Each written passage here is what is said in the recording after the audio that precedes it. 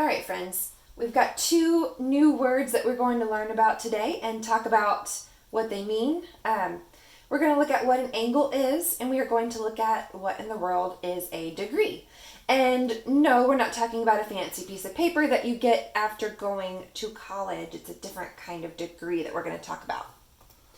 All right, but first things first, if you've never done a video like this before, basically you're going to become friends with that pause button. So anytime you need to gather supplies, pause to work out a problem, or think about your answer to a question, you can simply pause the video, give yourself some time to do what you need to do, and then push play again when you're ready to go. It really is dependent on you to be an active participant in this module. You should take ownership of your learning, pause the video, and really try to think about the problems in order to learn best. It's not as helpful for you to just watch the video through, I promise. At the end of each video, there will be an exit ticket. Your teacher will let you know how to submit your answers, but the prompts will be shown on the screen. Okay? Anytime that you need to review, please feel free to re-watch the video. Okay, so first things first. What I want you to do, and you can pause the video in order to do this, is I want you to make a paper circle just like mine. It's very easy to do. All I chose to do was I found a little cup, turned it upside down on a piece of paper, drew my circle, and cut it out. Once you do that, I want you to figure out a way to find the exact middle of your circle. Not just guessing, not just putting a dot there, but actually figure out a way to find the middle.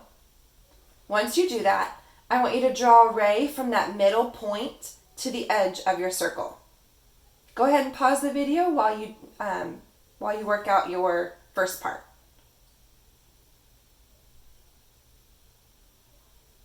Okay, so you may have chosen a different strategy, but what I would do is, in order to find the middle, I would fold my circle in half two different ways.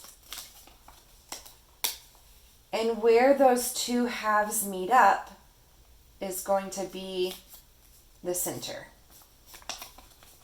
Okay, so I'm going to mark my point right there in the middle. So then you were supposed to draw a ray from that point to the edge of your circle.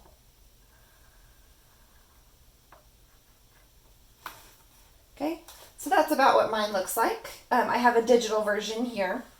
So now we are going to build what's called an angle. So what I want you to do is on your paper, on your circle, draw another ray from the center of the circle to another point on the edge. So you're creating a second ray with this middle point. That's the one I created digitally. Yours may look a little different. You may have chosen to make your ray over here. And that's totally fine. All I wanted you to do was create another ray. So essentially what you just did is you created an angle. An angle is that shape that's created when you have two rays that share an end point. So this section right here on my paper is an angle, just like this section right here on my digital version is an angle. But the thing is, as you notice here, angles can be different from each other. So we need a way to measure them. So let's look at how we can measure these angles. All right, it takes 360 degrees to go all the way around a circle. You may have heard people say, oh, he did a 360. That means he went all the way around. All right, so if I were to manage to slice and dice my circle into 360 individual pie pieces, that means each one of those little angles would be exactly 1 degree. Now, I didn't separate my circle into 360 pieces. That would be really hard to do, and I'm not sure you would even be able to see the individual slivers because they would be so small. But you get the idea that if I sliced a circle into 360 pie pieces like this, each one would be 1 degree. That means that each piece would be 1/360th of that entire circle. So each slice would be 1 degree.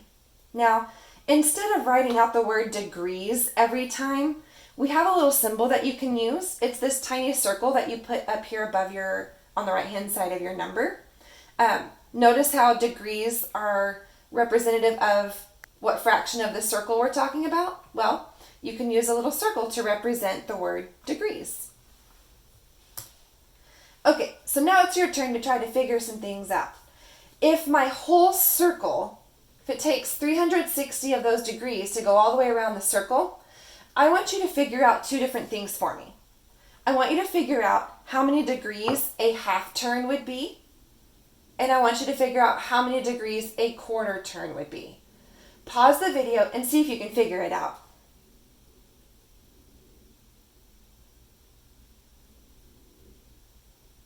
All right, so let's talk about it. Again, you may have used a different strategy than me, and that's completely okay.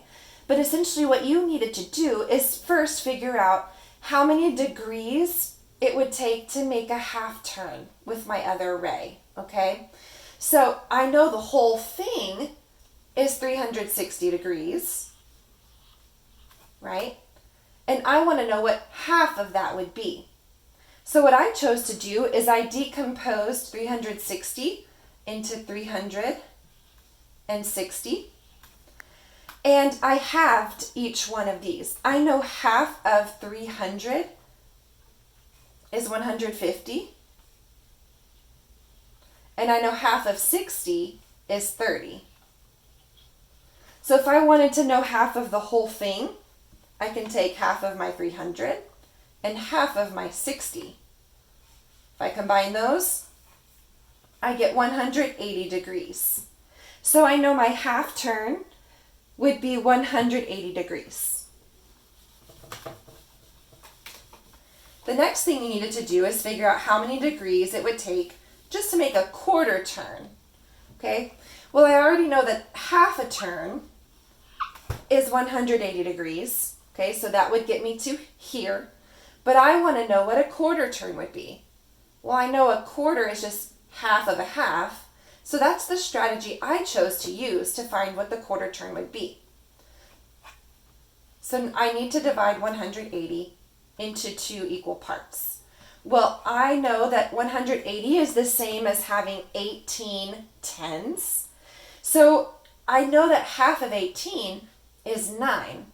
So instead of having 18 tens, if I divide 18 tens into 2 equal groups, I would end up with 9 tens in each group. 9 tens is 90. So I know a quarter turn is 90 degrees. Another way you could have done it is you could have taken the full 360 and divided it into 4 equal parts to find what 1/4 turn would be. Either way would work and would still get you to 90 degrees.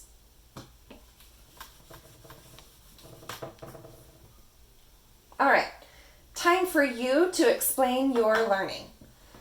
Your teacher will let you know how to submit the answers to these questions, but your exit ticket for this module is 2 different questions.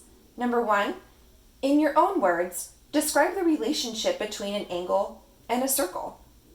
Number 2, explain everything you understand about degrees. So take some time, pause the video, think about your answers, and submit it to your teacher. Thanks for watching, guys, and happy learning.